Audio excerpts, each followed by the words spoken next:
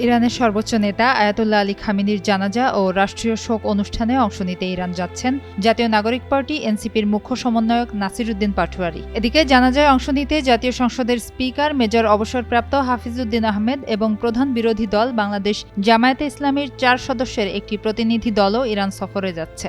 NCP সূত্রে জানা গেছে, নাসিরউদ্দিন পাটোয়ারি ইতোমধ্যে ইরান দূতাবাসে ভিসার জন্য আবেদন করেছেন, তবে এখনও ভিসা না পাওয়ায় বিমানের টিকিট কাটতে পারেননি। ফলে তিনি কবে এবং কোন ফ্লাইটে ঢাকা ছাড়বেন তা এখনও নিশ্চিত হয়নি। দলের একাধিক নেতা নাম প্রকাশ না করার শর্তে জানান, ইরানের প্রয়াত নেতার প্রতি শ্রদ্ধা জানাতে এই সফর বাংলাদেশের সঙ্গে দেশটির সম্পর্ক আরও জোরদার করতে ভূমিকা রাখবে।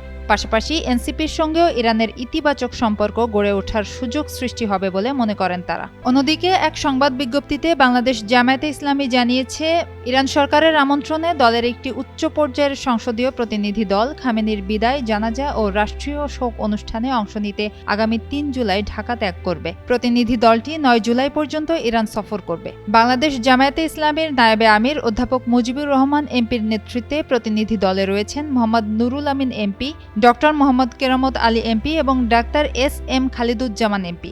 সফরকালে তারা বিভিন্ন রাষ্ট্রীয় ও আনুষ্ঠানিক কর্মসূচিতে অংশ নেবেন বলেও জানা গেছে।